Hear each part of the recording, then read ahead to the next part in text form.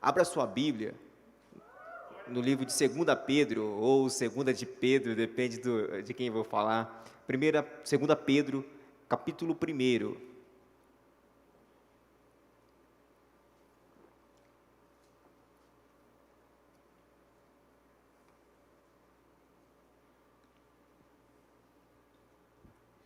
2 Pedro, lá no finalzinho da Bíblia, capítulo 1, a partir do versículo 3. Quem não achou, acompanhe comigo, é um pouquinho longo. Acompanhe comigo. 2 Pedro, capítulo 1, versículo 3.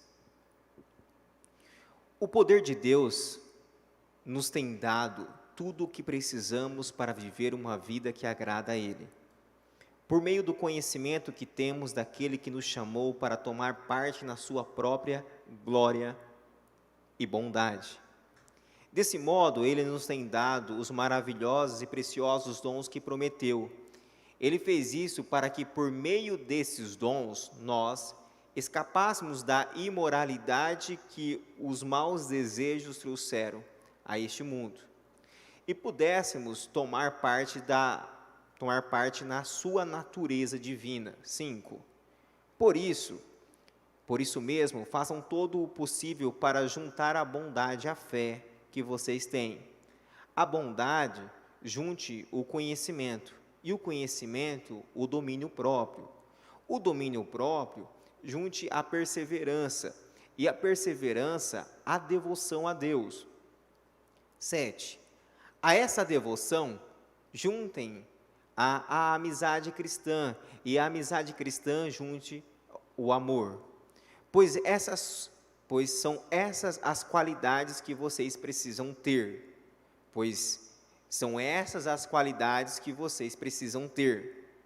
Se vocês as tiverem e fazerem com que elas aumentem, serão cada vez mais ativos e produzirão muita coisa boa como resultado de conhecimento que vocês têm de nosso Senhor Jesus Cristo.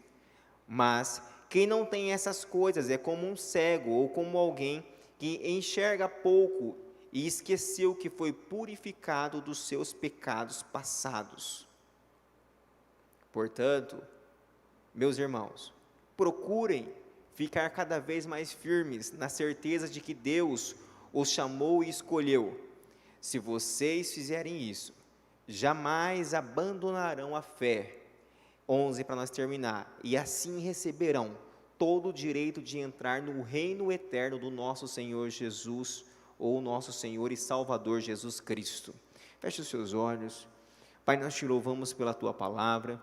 Obrigado porque o Senhor nos concede mais uma oportunidade de estarmos na tua casa, juntamente com meus irmãos, cultuarmos a ti, adorarmos, estarmos mais uma vez na tua presença, em sintonia, buscando, Senhor, nos aprimorar, buscando a correção, o ajuste, para agradar sempre o teu coração.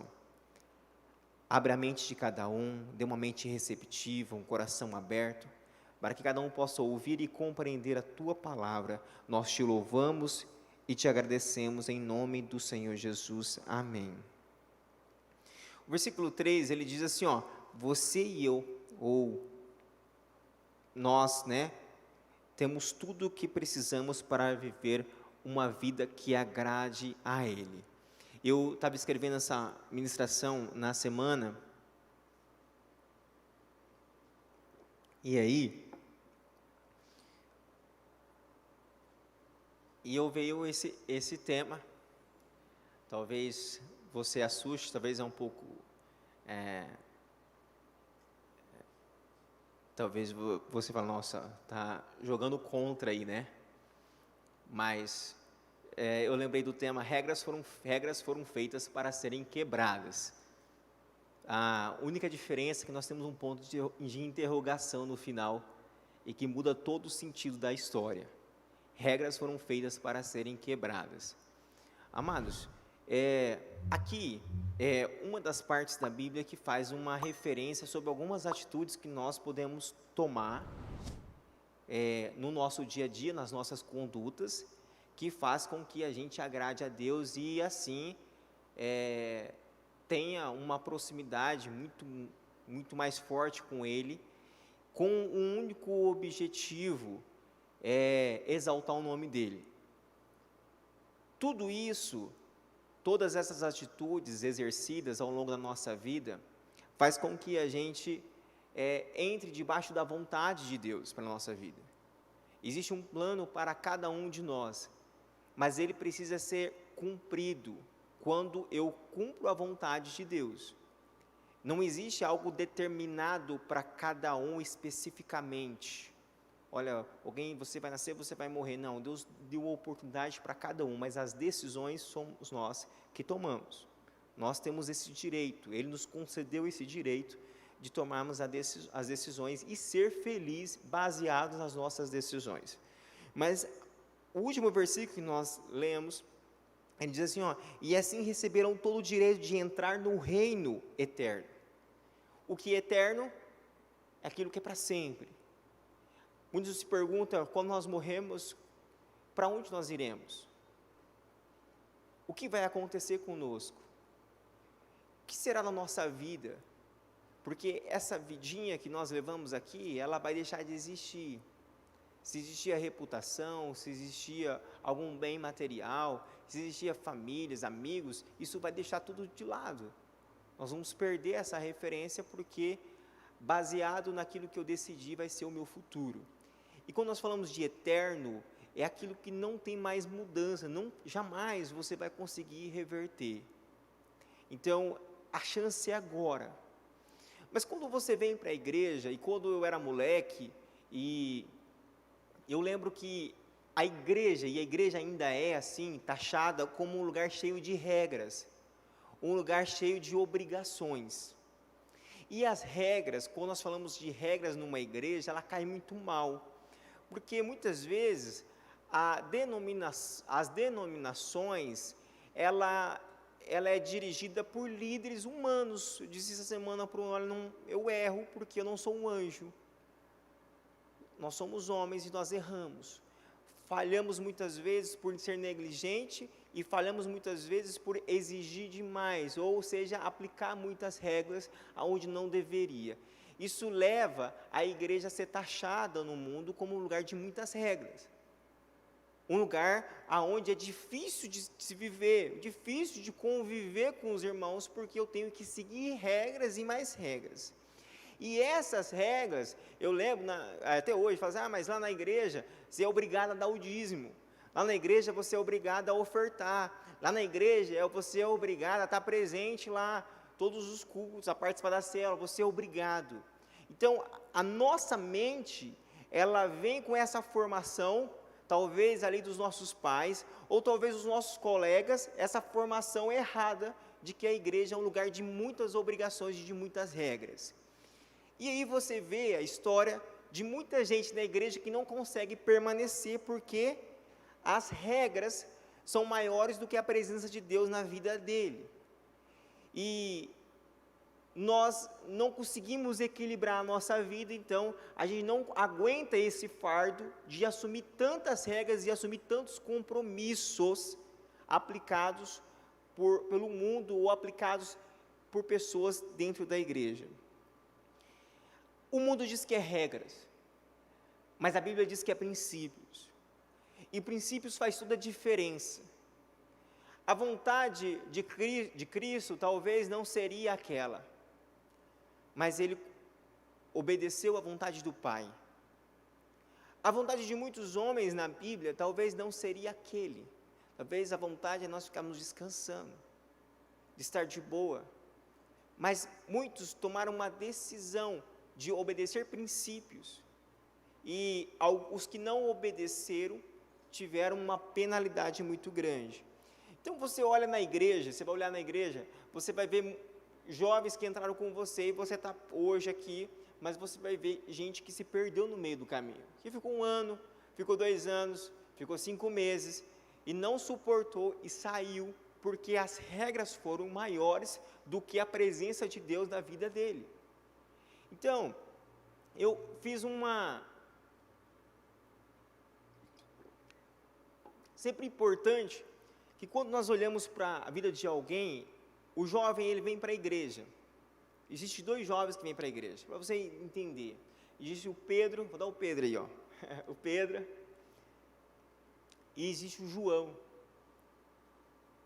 Para ficar mais fácil. Existem dois jovens que vêm para a igreja. Duas moças, dois moços. Eles usufruem do mesmo lugar, eles participam dos mesmos eventos, mas a sua mente está totalmente desfocada daquilo que é a maior referência dessa casa estar aberta, que é a presença de Deus. Então, quando o jovem chega, ele vê, nossa, mas eu tenho que estar na presente, eu tenho que cumprir isso, eu tenho que participar da célula, eu tenho que fazer isso, aí eu não posso namorar, eu não posso fumar, eu não posso beber, eu não posso fazer isso, eu não posso festar, e aí ele começa a entrar em parafuso, isso acontece, isso é o jovem A, começa a entrar em parafuso, e por quê? Porque o foco dele está nas obrigações, o foco dele está nas regras. As regras estão saltando muito mais alto na vida deles. Ele vem com essa imagem do mundo, essa mentalidade, que as regras são mais importantes do que a presença de Deus. E aí ele caminha por um tempo, ele foca nas regras, ele quer cumprir as regras, mas as regras não geram relacionamento. As regras não geram relacionamento com o pai. E aí ele cai, ele desanima. Quando o filho pródigo sai da casa do pai, é porque faltou algo muito mais profundo. As regras da casa do pai eram difíceis. As obrigações na casa do pai eram impossíveis. Mas eu tenho direito. E aí a gente ouve muita gente falando, eu tenho o direito de ser feliz. E aí o filho sai. Esse é o filho que muitas vezes nós tivemos como colegas aqui, como irmãos aqui, como parceiros que ajudaram no reino.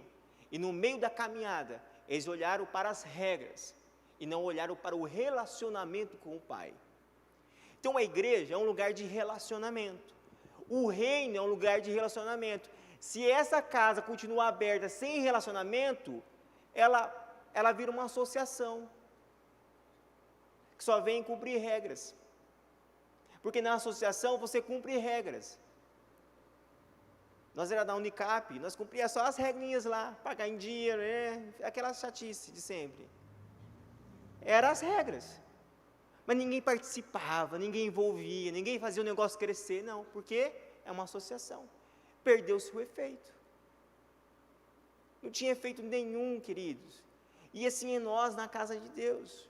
Esse é um jovem que se perdeu, que desanimou no meio da caminhada. Mas existe um outro jovem que entrou na igreja, que não tinha os pais na igreja muitas vezes, não tinha instrução, porque esse primeiro passou a vida inteira, desde moleque, ouvindo das obrigações na casa.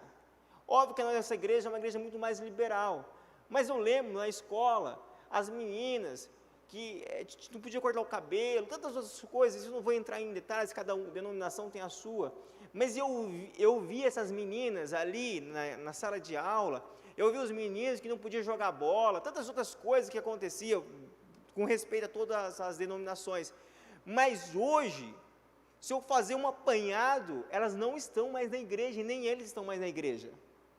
Se foi esse o motivo, eu não sei, mas não teve efeito. Então, a gente gosta de focar na denominação dos outros, e a gente se esquece da nossa. Existem princípios, existem obrigações, e o mundo taxa como regra.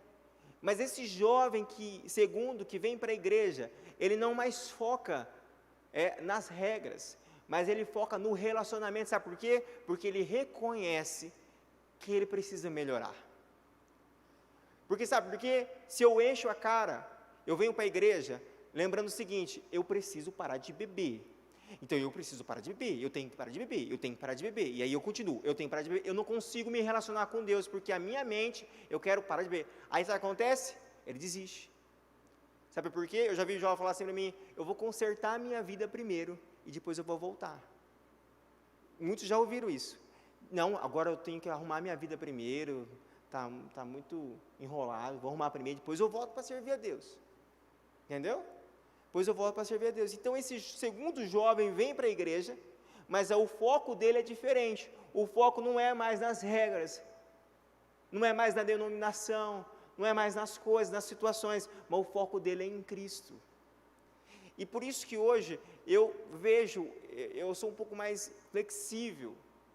Os jovens, te acha de namorar? Aí fica com o seu pai, com a sua mãe, né? Eu não dou aval, né? Eu acho assim, mas quem paga as suas contas, lava a sua roupa, é a sua mãe, não sou eu. Mas a igreja, ela orienta, ela está aqui para orientar e não para cobrar, não para exigir. Então nós formamos uma igreja diferente, porque é assim que funciona, é saber se é certo ou se é errado, não é fazer porque o pastor disse, é diferente, porque na minha adolescência nós não pecávamos, entre aspas, porque o pastor dizia que não podia, mas não entendia, como assim não pode? Não é? Me fundamenta, como assim não pode? Não pode porque isso vai te levando para o mal, tal, e você não vai herdar o reino dos céus. Simples. Mas isso não era fundamentado. E aí dá lado para questionamento. Só que esse segundo jovem, ele vem para a igreja e ele olha diferente, ele foca em Cristo. E o seu foco é em Cristo. E aí, a hora que ele foca, quando a gente foca em Jesus na nossa vida, a gente gera relacionamento. E quando a gente gera relacionamento, há arrependimento. Aí a gente consegue entender porque relacionamento tem a ver com palavra, relacionamento tem a ver com vida, com Deus. E quando a gente olha para a vida de Deus, a gente se relaciona com Ele, isso aqui nos orienta. Isso aqui vai podando os nossos galhos. Não sei se é a palavra certa, podando, né? É isso? Podando. Vai cortando as nossas asinhas, né? Vou cortar suas asas. Quando a mamãe falava em casa, vou cortar suas asas, você tá... O relacionamento gera arrependimento. Aí sim, queridos, quando eu me relaciono, eu gero arrependimento. E o arrependimento faz com que os princípios de Deus na minha vida sejam cumpridos. Eu consigo cumprir os princípios de Deus. E não mais regras. Aí as coisas ficam fáceis. Porque o meu olhar está diferente. Porque quando eu olho para os problemas, para as regras, para as situações da igreja, eu só afundo, porque eu quero resolver o problema. É a mesma coisa de você ir no médico, você vai no médico, na frente do médico, você está olhando só para o problema, mas você está com a solução, está com a receita, com o remédio. Um jeito mais fácil para vocês entenderem. Então, se o meu foco estiver em regras, em situações da igreja, eu vou caminhar e eu vou morrer na praia. Eu vou parar. Mas se eu focar em relacionamento com Cristo, não é com as pessoas, é em relacionamento com Cristo, as outras coisas vão vir muito mais fácil, porque os princípios, parar de beber, de fumar, cumprir a vontade de Deus realmente, isso vai ser fichinha. Isso vai ser rápido na nossa vida. E aí a gente só vai a crescer. E aí a palavra foi o que ele disse. E muitas vezes, queridos, a vida cristã, eu vejo que a vida cristã, só um pouquinho. Eu vejo que a vida cristã, ela é igual andar de bicicleta. Você pedala, cai. Quando você vai aprender, pedala, cai. Até a bicicleta te carregar. Correto? Correto ou não? Porque quando você vai caindo, você vai levando uns tombos, apanha, passa vergonha, humilhação, não é? Aí você vai indo. E a caminhada cristã é desse jeito. Você cai até o ponto da bicicleta te levar. Esse é o mesmo nível com Deus. No mesmo nível que eu vou indo, eu erro, eu falho e estou continuando andando. Porque os erros não é o problema. O meu problema, a minha meta é ter relacionamento com a bicicleta. Para você entender, o meu relacionamento com a bicicleta que tem valor ali, não é os tombos. Porque quando eu consigo andar, o que vai acontecer? Ela vai me carregar, sem esforço nenhum. E aí ele vai me levar para onde eu quiser. E assim a presença de Deus, ela vai me levar para onde eu quiser. Porque eu já aprendi com os erros, com as falhas. Mas não parei lá atrás nos primeiros tombos. Mas eu olhei para a presença de Deus que é na minha vida. E essa presença foi sendo aprimorada. E Deus gerou em mim esse ambiente de paz, esse ambiente de poder, de graça, e eu consegui entender qual é o chamado para a minha vida. Sabe por quê? Quando eu disse que a vida com Deus é como se fosse uma bicicleta, ela pode ser muitas vezes, para muita gente, ela é atrapalho, que muitas vezes a igreja atrapalha, para muitos é solução. É igual o Jaiminho, lembra o Jaiminho do Chaves, né? Ele tinha uma bicicleta, ele não sabia andar, mas carregava para lá e para cá. É melhor deixar a bicicleta? Estava atrapalhando ele. Muitas vezes é assim. Ela atrapalha. Não é verdade? É ou não é? Esses dias tinha um menino, vou contar não, é que vai estar gravando. O apelido do menino aí na cidade é Jaiminho, o entregador de lanche. Gente, então, muda na bicicleta, não seja o Jaiminho na vida, não, né? Vamos deixar a vida me levar. Abra comigo, não precisa abrir não, pode abrir lá, abre. João, capítulo 1, João 1, 16 e 17. Tudo isso, pode abrir, tudo isso, essas oportunidades, elas foram dadas para nós. O milagre, a cura, o direito à vida eterna, ter uma vida bem-sucedida, ter um casamento abençoado, ter uma profissão equilibrada, estabelecida, tudo isso é vontade de Deus. Sempre foi a vontade de Deus nos abençoar. Deus sempre trabalhou em nosso favor. Ele sempre buscou meios para que a gente se saísse bem. Porém, com os nossos erros, nós atrasamos o nosso crescimento. E Jesus paga um preço na cruz para te dar essa liberdade a que muitas igrejas hoje, na mídia, banalizou. Eu não estou vindo aqui para falar de uma graça banal. Porque o preço que Jesus pagou na cruz foi muito alto. Para que você e eu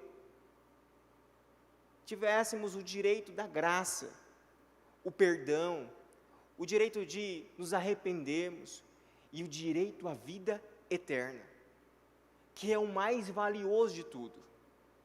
A vida eterna é o que você e eu precisamos buscar todos os dias. Olha, eu preciso ter a certeza da salvação. As coisas podem mudar da noite para o dia. Eu preciso ter a garantia que eu vou continuar com Cristo. Então, amados, a graça nos foi dada. E o versículo, capítulo João 1, primeiro, né? João 1, 16 e 17, diz assim, ó: todos recebemos da sua plenitude, graça sobre graça, pois a lei foi dada por intermédio de Moisés. A graça e a verdade vieram por intermédio de Jesus Cristo. Jesus nos libertou. Jesus nos tirou dessa podridão de mundo.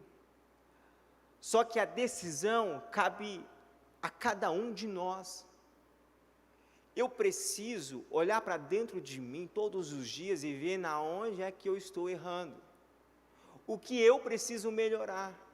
Porque senão, queridos, a igreja vai encher a minha cabeça de regras, e eu vou tentar cumprir regras e jamais vou alcançar, porque eu não tenho relacionamento. Até o ponto eu chegar na casa do Pai e dizer, dá a minha parte da herança que eu vou curtir a minha vida. E eu tenho certeza que não é isso que você quer. Você quer ter relacionamento com o Pai. Mas você quer fazer parte da herança também. Porque quem está com o Pai tem herança. A herança é para os filhos. Esse é o propósito. Olha, eu vou mudar a versão, o mesmo versículo, diz assim, ó, porque todos nós temos sido abençoados com as riquezas do seu amor, com bênçãos e mais bênçãos. A ele foi dado por meio de Moisés, mas o amor e a verdade vieram por meio de Jesus Cristo. Amém? Efésios 2, 8 ao 9, diz assim, ó, pois pela fé, não precisa abrir, pois pela graça de Deus vocês são salvos por meio da fé. Isso não vem de vocês, mas é presente dado por Deus. A salvação não é resultado dos esforços de vocês. Quantos estão cumprindo regra, quantos estão querendo fazer as coisas para agradar a Deus? Mas o que Ele quer é o relacionamento. O que Ele quer é o seu coração. O que Ele quer é o primeiro lugar. A gente está corrido como a situação de Marta e Maria. Marta estava corrido com tantas coisas, com tantos afazeres, e esqueceu da presença de Jesus.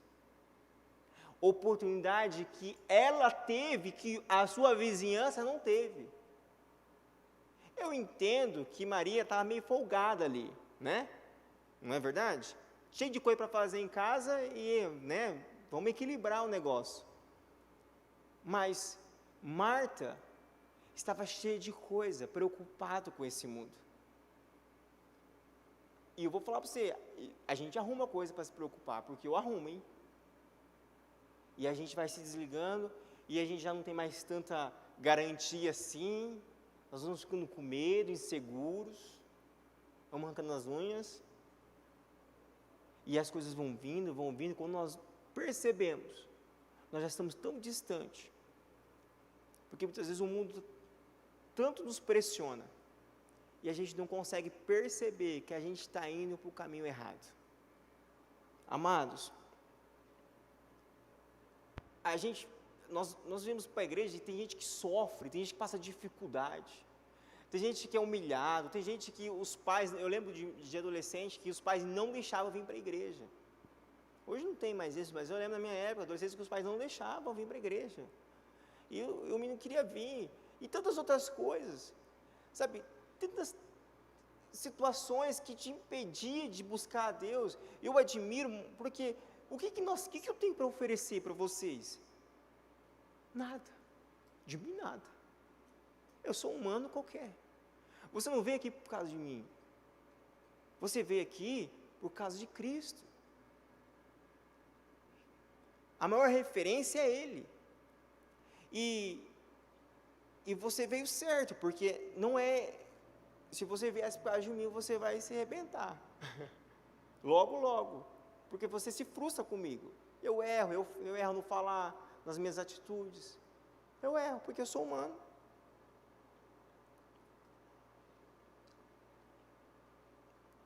Muitas vezes a igreja, uma coisa que eu olho, a Bíblia diz, a porta é estreita, apertada é o caminho, está lá em Mateus, acho que Mateus alguma coisa, Mateus 23, 24, alguma coisinha. Apertada é a porta e estreito é o caminho. Galera, não existe uma porta para cada um de nós, existe uma única porta, mas a Bíblia está dizendo que a porta é estreita, por quê? Porque é difícil de passar. Mas se a porta é estreita, mas e se eu sou magro e o outro é gordo? É mais fácil de eu passar, existe a diferença, mas a porta é uma só, os princípios são um só, Mas muitas vezes nós estamos tão obesos espiritualmente, existe uma obesidade espiritualmente que não nos deixa enxergar esse caminho que a Bíblia diz que é apertado, que é estreito, que a porta é estreita, porque nós olhamos somente para o caminho e não olhamos para dentro de nós. A obesidade no pecado, nos erros, tem inchado. Sabe aquele pessoal que toma cerveja? Já viu? Vai inchando, vai inchando, vai inchando. Tem gente que não fica normal, faz tomar um cafezinho. Mas tem gente, eu tenho um conhecido que, rapaz, vamos tomar cerveja, bicho, inchou. Incha. E a gente também incha no pecado. Está inchado, está cheio. Aí a porta é estreita.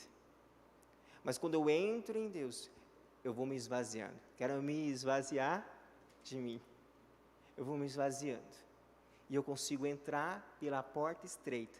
Aí, tem uns ajustes, bate na parede, machuca, mas é detalhe. Mas eu estou no caminho. Porque eu estou olhando para o caminho. Esse é o caminho. Essa é a vida. Ele é o caminho. Ele é o caminho.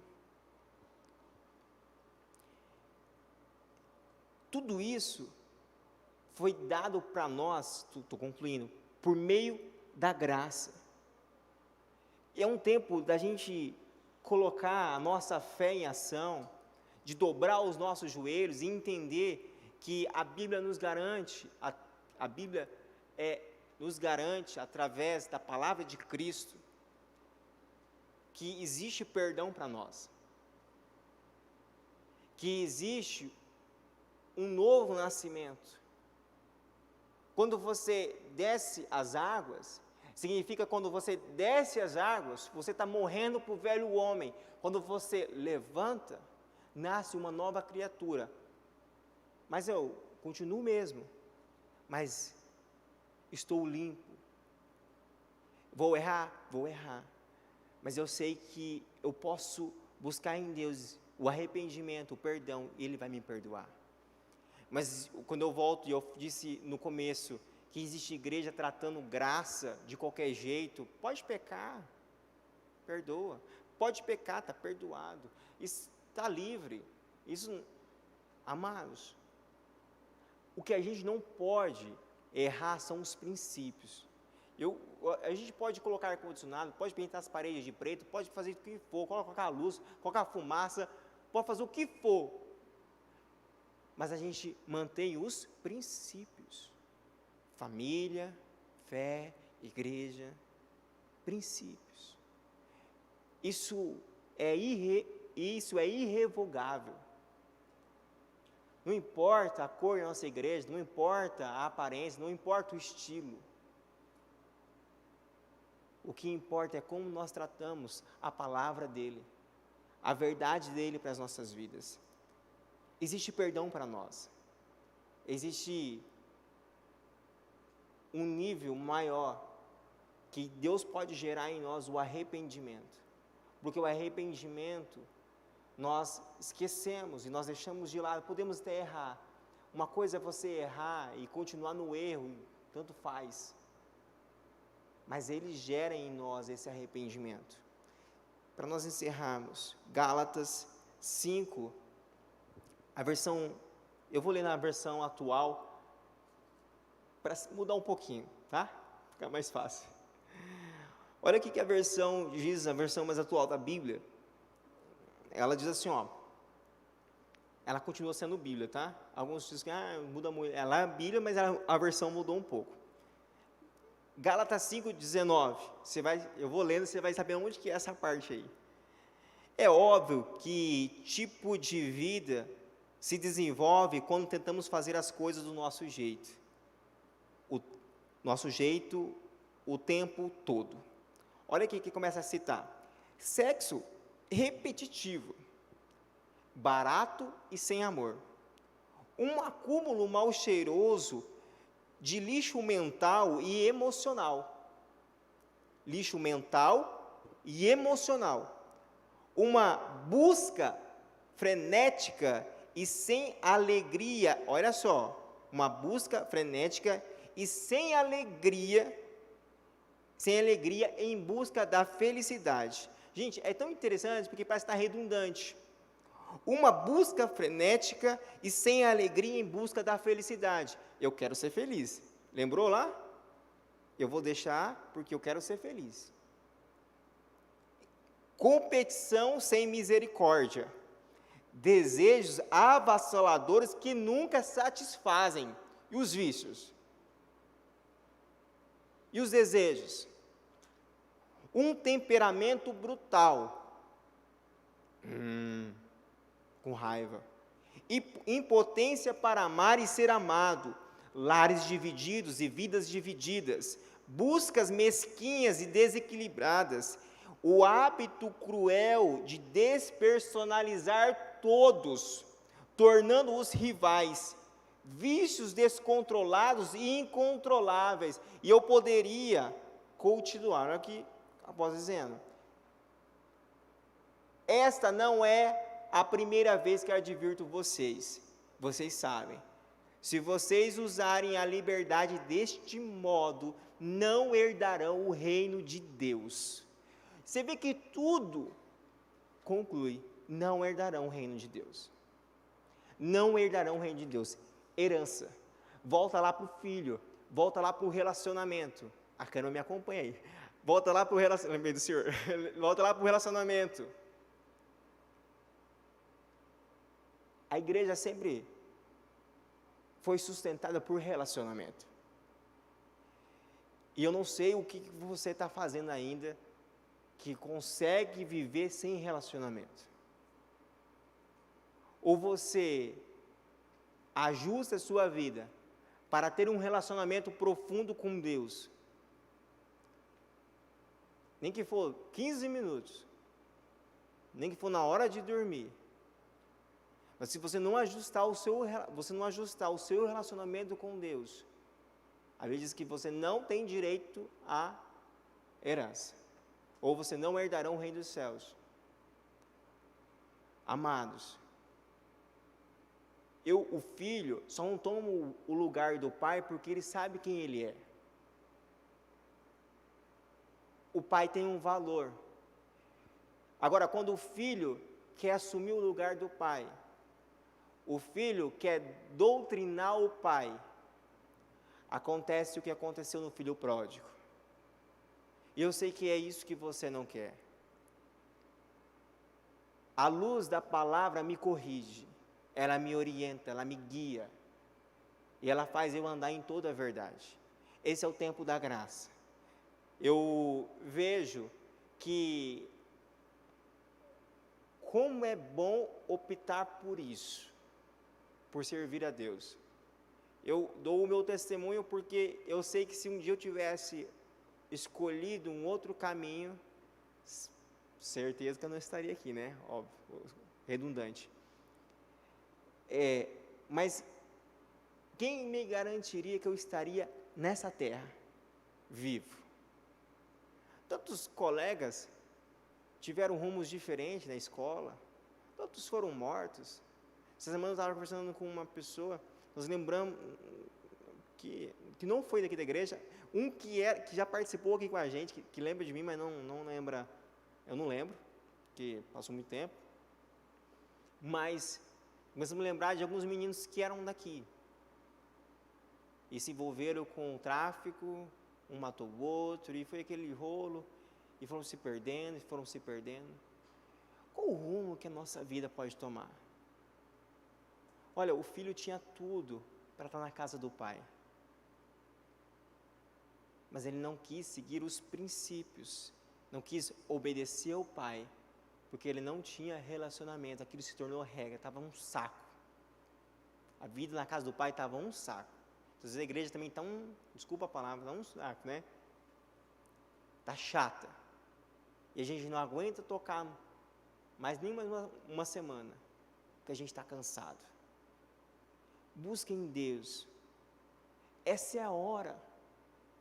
Não deixe ninguém te acusar. Ei, você tem valor. Você tem valor. O seu erro não é maior nem menor do que o meu. Deus nos deu a oportunidade, a porta é uma só, não existe uma porta para você e uma para mim.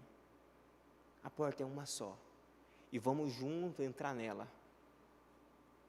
Amém? A equipe de louvor pode subir.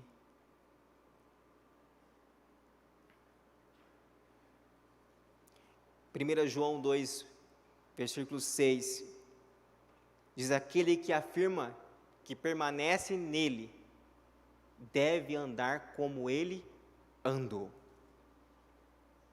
Eu fico pensando, às vezes quando a Gabriela coloca uns desenhos lá, aí eu fico, dá uma dó de Jesus, dá uma dó, dá uma dó, porque, poxa, ele foi lá, ajudou tanta gente, fez tanta coisa, foi tão bonzinho, né? E fizeram o que fizeram, meu Deus, aí a gente vê assim, nossa, Jesus sofreu mesmo. A gente não sofre nada.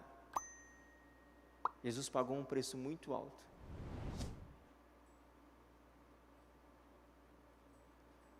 Ele pagou um preço por nós. Se coloca de pé. Que os princípios de Deus sejam vivos na sua casa.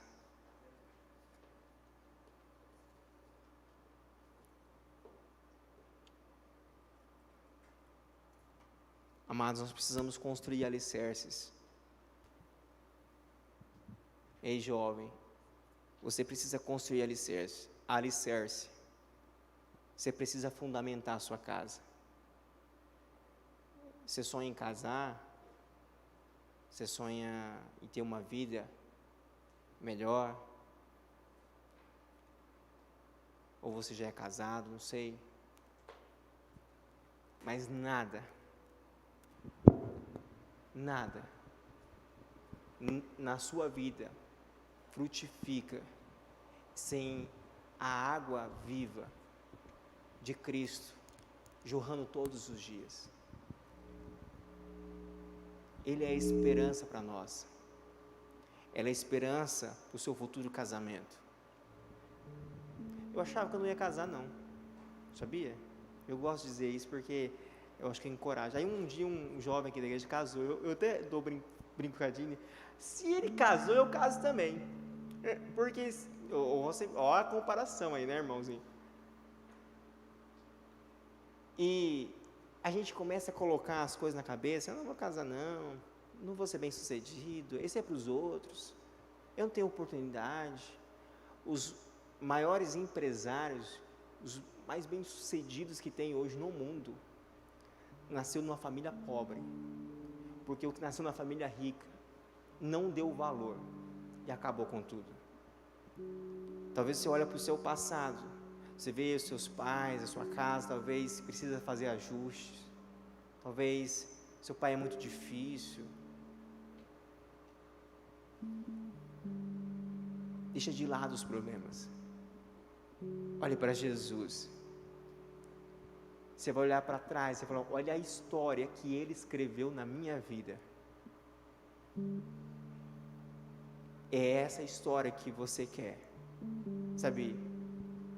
Confiar em Deus é você assinar uma folha em branco no final e deixar que Deus preencha as cláusulas do contrato. Ninguém assina um cheque em branco, ninguém assina uma folha em branco no final. Isso é confiança em Deus, e você precisa confiar.